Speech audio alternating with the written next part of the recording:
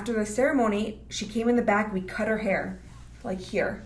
And then she went to the reception. I'm like, oh my God, like cutting your hair on your wedding day, like is the scariest thing to me. Okay. So no photos. His wife. I don't know. I don't know. What's her name? Was she? I don't know. Okay, never mind.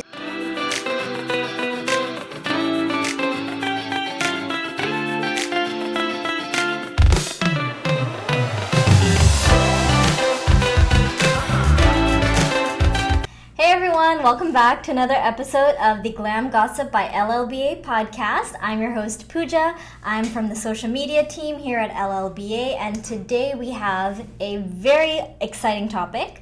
I'd like to introduce our guest today, Victoria. Hi. Hi. Thank you so much for coming in. Thank you. And Victoria, as I said, she's a makeup artist and she specializes in bridal and special events, hair and makeup. So I'm really excited about this topic. I love makeup. I love all things beauty. And Victoria's gonna share her story with us today. So let's get started. So my story, so I started makeup first, straight out of high school. I went to beauty school in 2015. Oh, so wow. Almost so you 10 knew, years. Sorry, you knew what you were going to do at the age of a teenager? Yeah, it was funny. In high school, like, I dropped math and I dropped science. And that, like, and I knew I'm not going to do a career that had those me, though. It just didn't compute. It didn't compute for me. 2 + 2. Yeah, it didn't compute. I was like, I'm just not going to have a career where those are my focus points. And I fell into makeup, actually. I had a friend who wanted to do media journalism, so I was doing her hair, her makeup, and I was like, I could make a living off this. I could try. So I went to beauty school, did makeup, and then I was doing that for a few years. But I wanted to expand my clientele because I was only offering makeup. So I wanted to do hair as well because I find people want to do like a one-stop shop, especially for bridal. So I was missing out on a lot of opportunity financially. So I went into hair, specialized in updos and styling. And then I've been doing that since 2018. And here we are now, I think.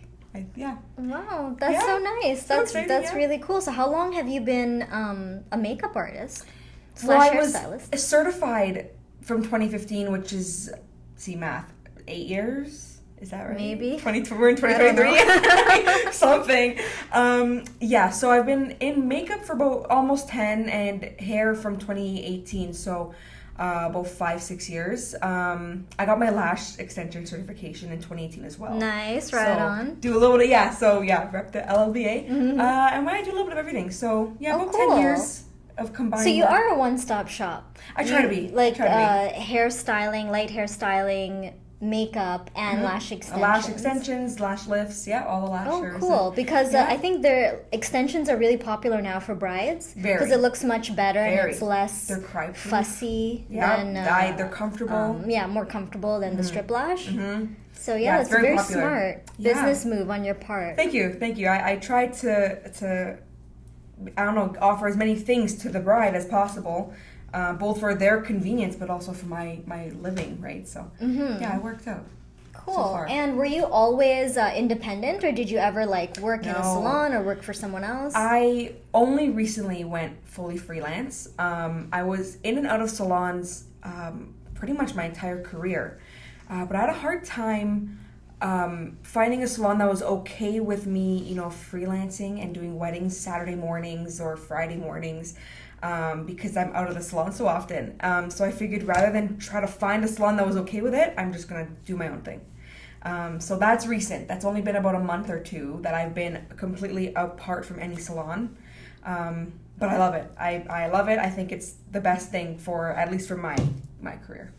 And were you weren't always doing bridal from the beginning, right? Who were your clients in the beginning? My clients, in the very beginning were... any event. I took any client, anything that they wanted, just to get experience, to get a better skill set, to get better reach.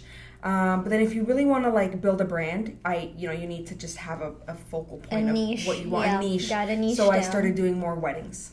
Yeah. I see. And so when you wanted to transition to like niching down, as we said, specifically to the bridal market, what are the things how did you prepare to cater to this new demographic? Was there any additional certifications or skills that you needed to prepare for, or like did you research what they're looking for?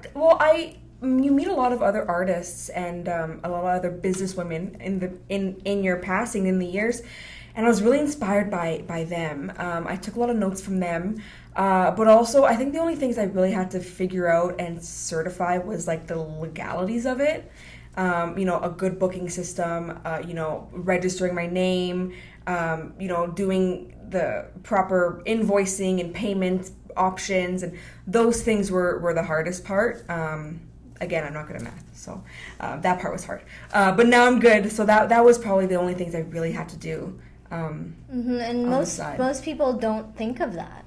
No, you're running a business. It's not just makeup. It's not just fun part. Eyeliners. And, it's actually like figuring out your taxes and keeping receipts and having a business account and doing all those things. And for someone that dropped math, looking back, I probably shouldn't have, but it's okay. I'm making it work. Taking some extra courses and whatnot. Yeah. So was there any course or how did you prepare specifically to cater to bridal makeup? Because I know that's like a slightly different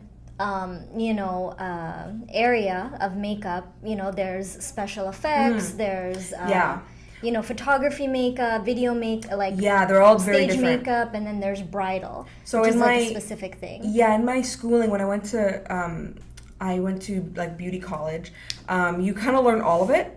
So I got like a brief introduction to special effects, which is its own industry. It's its own makeup. It's not eyeliner and eyelashes. It's like fake blood, fake hair, sweat. It's like a whole other demographic. I really like the bridal side. I like making, pretty lipsticks, pretty blushes. So I focus on that in my schooling. So I got certified in my beauty college in bridal. Not so much special effects. Love it, but it's a whole different world. And how did you market yourself as a bridal makeup artist, doing special events, doing hairstyling? What was your kind of strategy? It changes throughout the years. I really relied on social media for a while. Social media is the best. Your reach is endless, and your growth is endless. Free advertisement. It's free advertisement. However, I found what's the best for me, and I think a lot of lash artists too would work, is target demographics, specifically in your location. Like my services wouldn't matter to someone in a different province. They're not as long as they're buying a product online, they're buying a service, and unless they're going to pay for me to go out to Vancouver, which is very few and far between, I focused on marketing in my specific area, my specific city, a few hours out, if that. So word of mouth is my biggest growth, which relies on building a relationship with each client. Yeah, because you need them to do it, right? Without asking, they need to want to do it. So my biggest marketing is word of mouth. Okay, cool. Yeah. Were there any specific communities that you would reach out to? Like maybe I don't know, like Facebook bridal groups, like new brides, like wedding planners. Great place. Facebook like Marketplace is a great place because some women don't know where to find vendors for weddings. So they'll post looking for a makeup artist, and you throw your Instagram out there, throw your email out there, and you'd be surprised. A lot of people, and they're looking for someone in their area. It only reaches to that, a certain kilometer radius. So they're going to see you and they're going to be like, oh, she's close. It's perfect. Facebook is great. But yeah, I do, flyers work, going into certain salons, offering your services in their salons. But word of mouth, it has been the best for me so far. And how do you manage everything? Because you must be so busy. You're doing all these services, makeup, hair, lashes. Yeah. Do you do brows too? No. Okay, no, you do so much. How do you I know. juggle all of that? I wanted to do brows, but I'm like, I can't. That's a whole other kit I gotta buy. I can't do another one. You really gotta invest in a good booking system. I used to have like a book, like a physical book, like a calendar. But so eventually you get to a point where it's like, you're not always going to have that book on you. So if you book something and then, oh, my book's at home, my calendar's at home, sometimes you forget and, problems arise. So I use an online booking system. I have a calendar on my phone. It's instant. That's the best way. It notifies the client when their appointment is. There's no, possibilities of no shows or forgetting appointments. That's helped to keep you organized. You got to invest in a good and is that a free there are service? Free ones. Software? Yeah, I use Square. So it's free up until like a certain point. Like if you want certain things, you got to pay. But at the end of the day, you're getting your money's worth because it helps build your reach. There's email subscription services on Square that you can pay for. But that helps because then you're sending emails to people. You can send sales, promotions. So you get your money's worth pretty much instantly. Okay, yeah. Cool.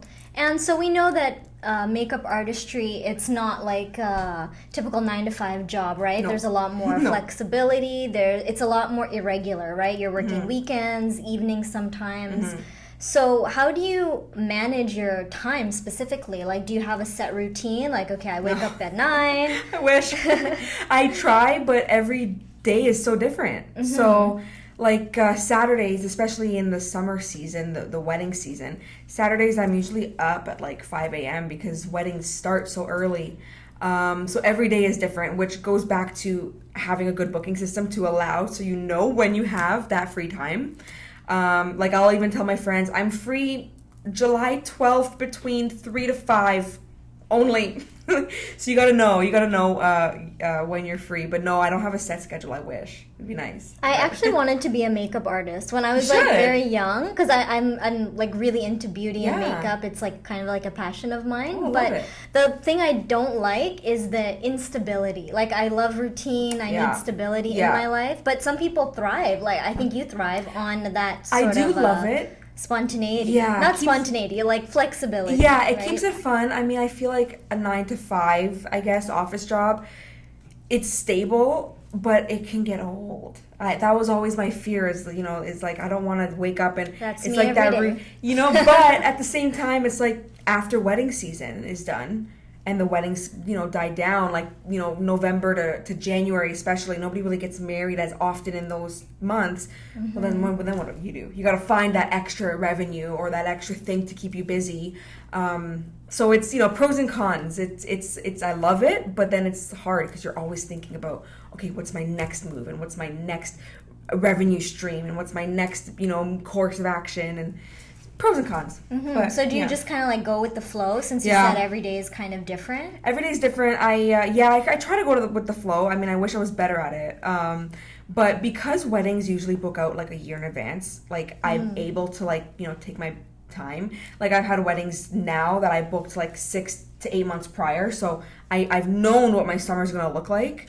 But yeah, I thrive on it, but it also does get it gets stressful a little bit.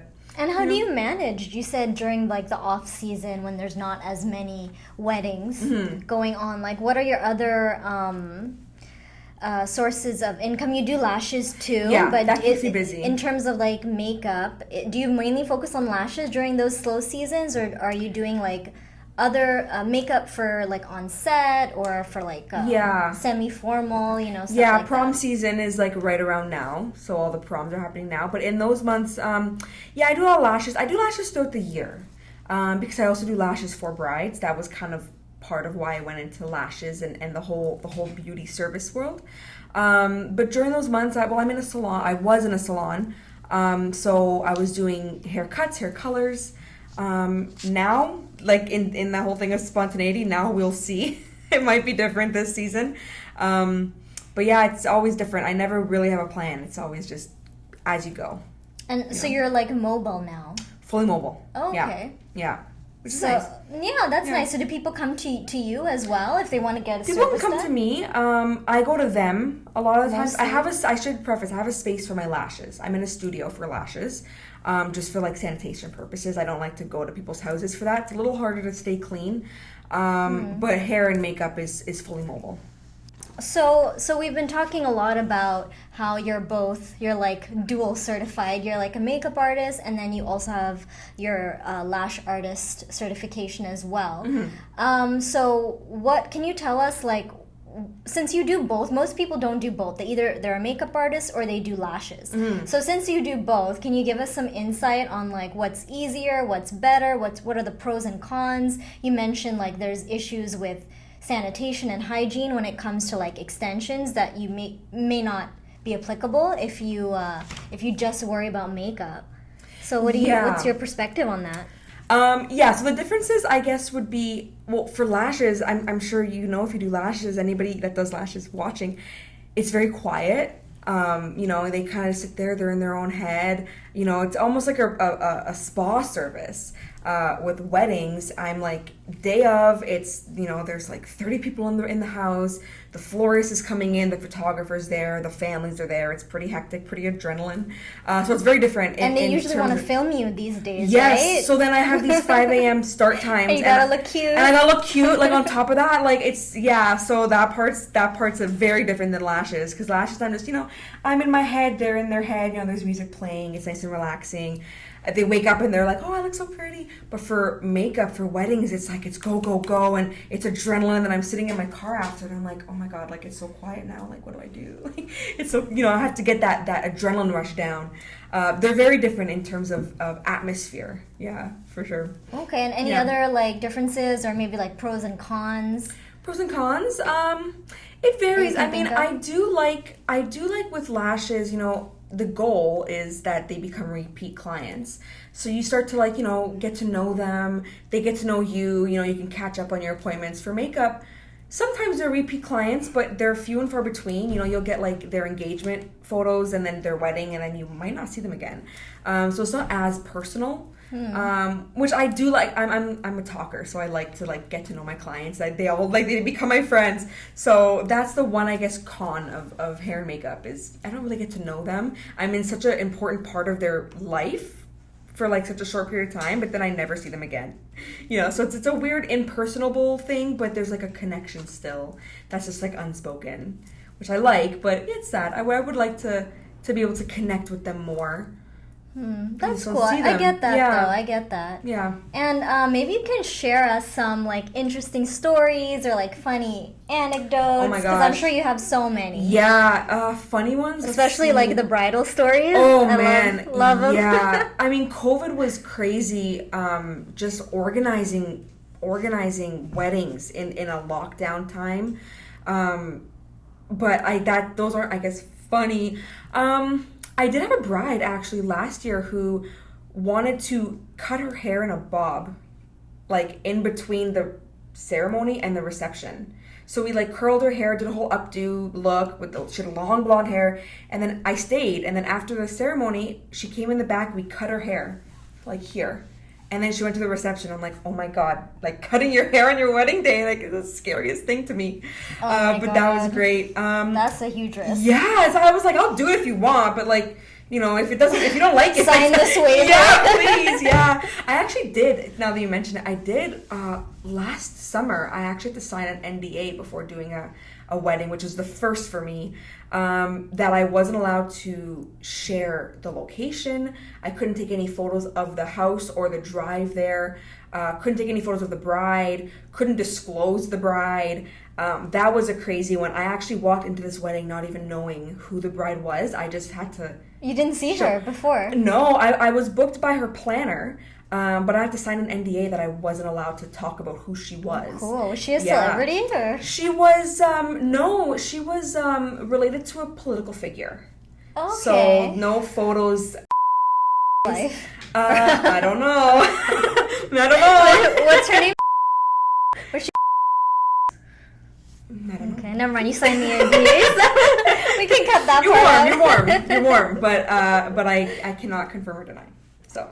Okay, interesting, cool. And what about any like bridezilla stories? I bet you must have so many. It's it's hard because I empathize with them because it's such a stressful day and you spend a year, maybe 2, depending on your engagement, planning this perfect day. So if something doesn't go right, like I get it, But yeah, you're the punching bag. So I have had a few. COVID was they almost like a lot of them were.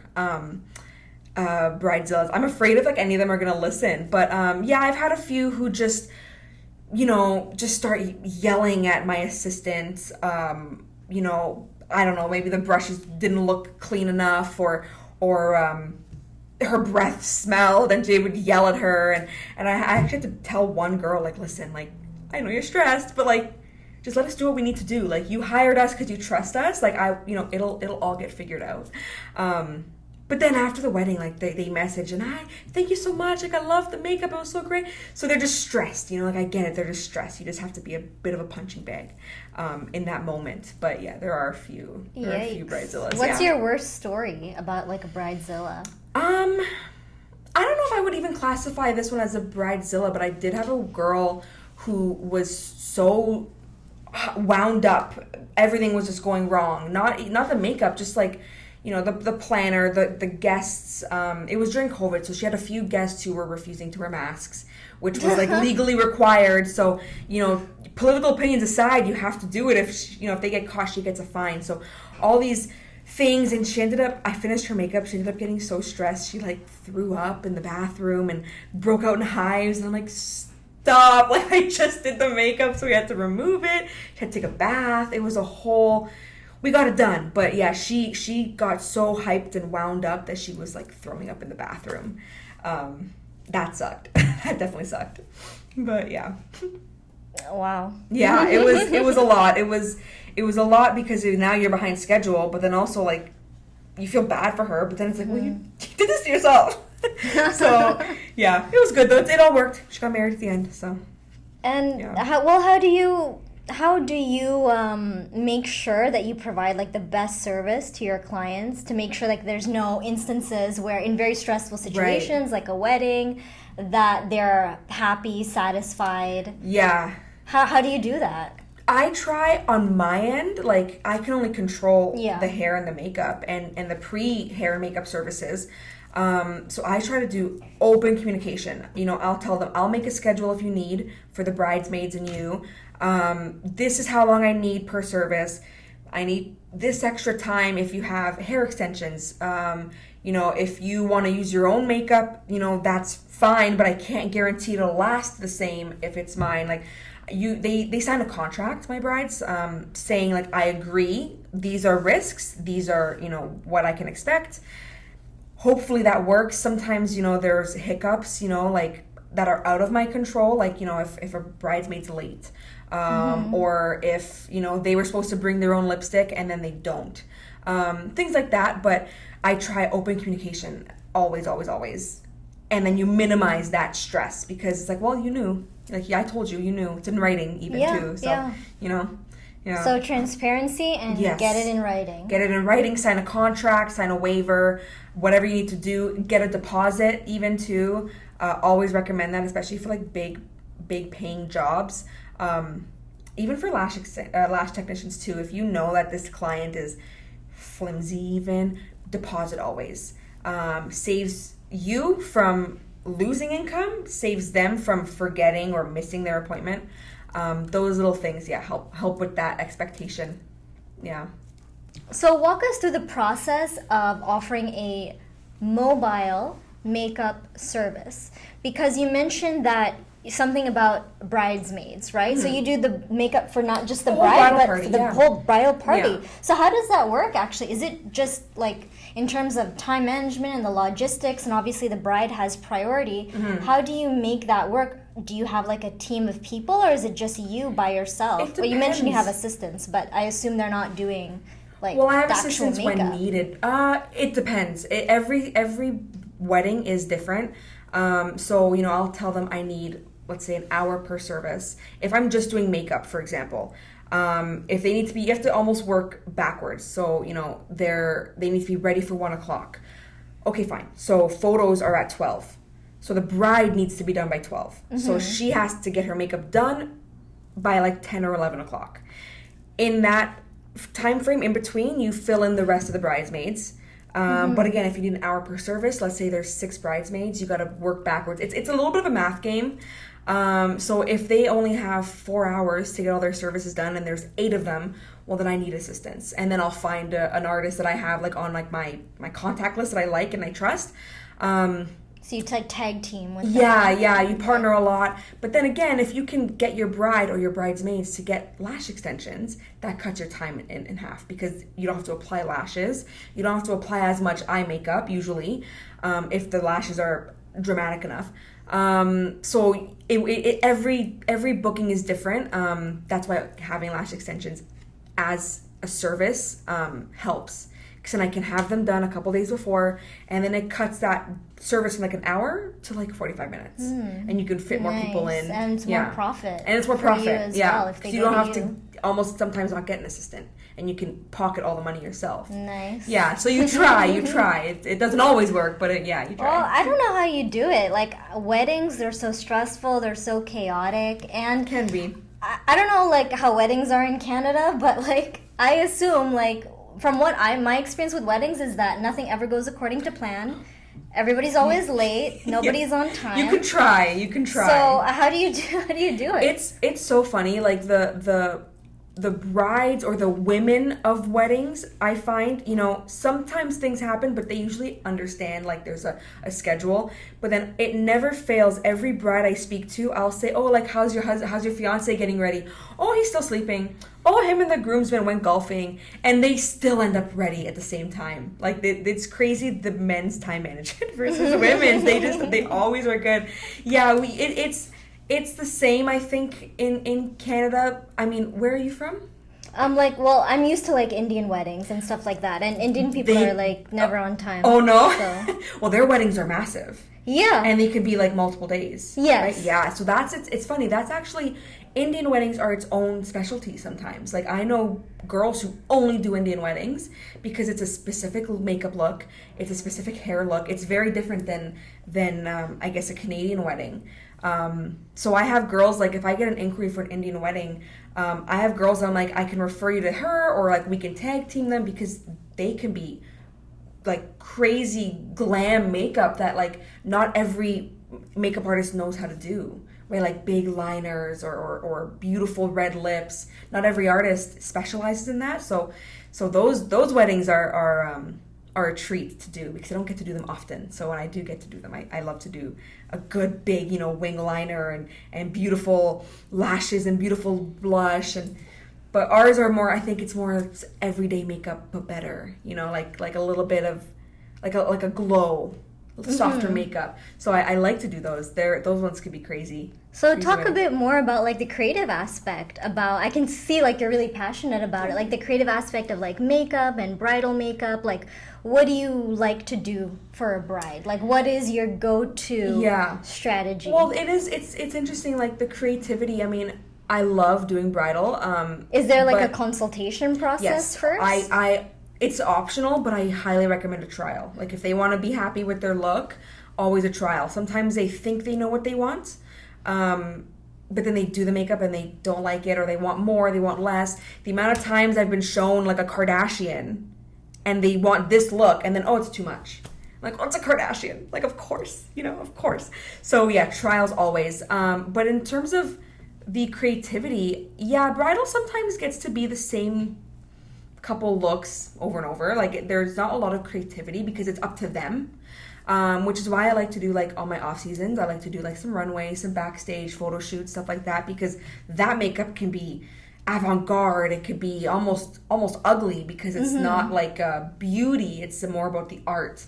So I love to do that in my off season. And I guess like if you work with like a beauty campaign or beauty brand, that's more and creative. it's off of their creativity. So if they have a wild concept that they want to do, it's your job to do it. Sometimes it's like this crazy, it's almost like not even beauty, it's more about like the lighting and how certain things hit the face, and so it's not supposed to be complementary to your features, which I love. It forces me to do unique things. I try to do that because bridal lacks that a little bit. But both are good. And any advice for any aspiring makeup artists or people who really want to, get into the world of freelance makeup artistry or hairstyling? I would give just effective marketing. I think that's the most important thing. I think I always took the approach with lashes, with makeup, with hair, is to sell. I word it as to sell a reason to get the service, and not so much to sell the service. So like I look at lashes and why I kind of incorporated it into my bridal as you're not just getting lashes and you're going to get them filled every 2 weeks. Not everybody's like that. However, some people want lashes for their wedding or they want it for their honeymoon. So if I say, oh, well, I could do your hair and your makeup, but 2 days prior, Thursday, let's say, come get your lashes done, and then you'll have it straight for your honeymoon. So effective marketing, I think, is the number one thing. Any lash, makeup, or hair person, think about the type of client you want, why they should get your service, and market towards that. Rather than reach, effective reach. You don't need to hit every single person out there. You just need to hit the right people. Mm-hmm. Yeah. And I think what you've done, which is very brilliant in my opinion, and it's probably why you're so successful, is because you offer so many services. Like, as we said, you're a one-stop shop. You get the bridesmaids, get them to do the extensions, the bride too, and for her honeymoon. And, you know, you can do everything, and hair as well. Do you actually, so you just like style the hair, like an updo and maybe cut, but you don't actually color, right? I can color, yeah. Oh, really? So you're like fully so cuts, certified colors, and balayage. everything. Yeah, oh my whatever God. they need. So if they want to go blonde before their wedding, I don't know, that's a risk, but if they wanted to, you know, they could do that. They want to get a cut first. They want to do whatever they want, a perm. I mean, don't do a perm. 2023, but yeah, they can do anything they want prior to the wedding and on the day of the wedding. Yeah, I try to do everything for them. So you're like, you have like a lot of skills and a lot of education, right? It's you do. Yeah, you don't just do lashes. You do everything. I do. Yeah, well, I went to school for makeup, but it was a business makeup course. So it was I got a business diploma like at Humber College. That's perfect. But it has a makeup certification as well. So I got those. Then I went to hair school because I felt like I was missing out on a lot of potential clients. So I got a bit of everything, I think. I don't know what's next. I can always add more. It never ends, you know. It's always a new service out there. So figure it out. But yeah, I think for now, I think I'm busy enough. Yeah, I don't know if I can sure. fit more. Yeah. Next, you'll be doing nails. Yeah, honestly, nails, brows, tanning. Might as well. Nails are that's a pretty good business, actually. Yes. Oh, I always have my nails done. Yeah, I can never not have them done. So that is definitely the next one. That and spray tans. I've always wanted to get my spray tan certification. And for myself. Do you feel like you should open your own salon one day? Is that I'd like to one day. It's hard because with that, I always find the business owner ends up doing less of the art and more of the business. Right. So I'm always afraid, like I would love to do that, but then I also don't want to not have time to do the services I love to do. So I always flip-flop, but we'll see. I'm leaving it up to the world's decisions for me. Mm-hmm. Yeah. Yeah, well, things change, and I guess people change as well as they get older, and you know, it might be more comfortable for you later on. Yeah, that'd be the goal. I mean, I'm not saying no to anything. So if any opportunity presents itself, where I could do independent or not independent, do a salon or a storefront, that would be the dream. But as of right now, I don't know. I'm busy. I'm busy as it is, but we'll see. Well said. Yeah. All right. Thank you so much. Thank so we've you. discussed like many topics about, you know, being a makeup artist, how you got started, you know, how to market yourself, niche down, all the, you know, pros and cons of being a makeup artist, being a lash artist. So thank you so much. Really appreciated Love it. being here. And I'm such an LLBA fan. Oh, thank you so much. I was saying earlier in the episode. Oh, yeah, I forgot to mention. Tell them. I forgot to say. I remember in 2020, like, I don't know if it was just before COVID started or like just after that started, I had purchased my very first LLBA purchase. And I actually had to go to Anne's house and pick it up because there was no storefront, there was no employees. CEO for those. Yes, yeah, the A of LLBA.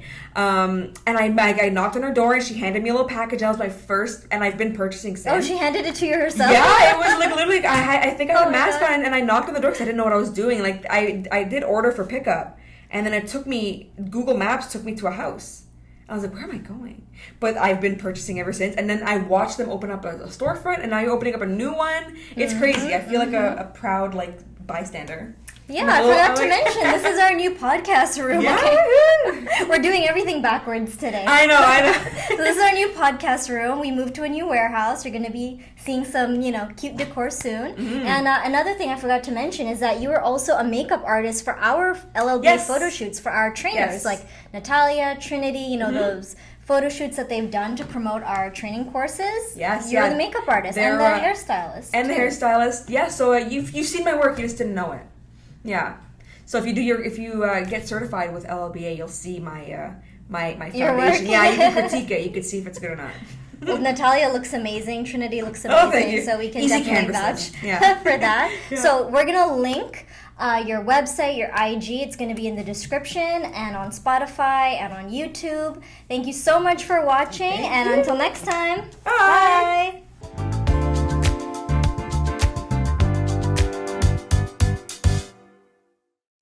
Wait, can we pause? What was the question? I have to edit this out. I don't know. I just think I made up that question. Can you edit this part out? How- Sorry, I need to breathe. Okay.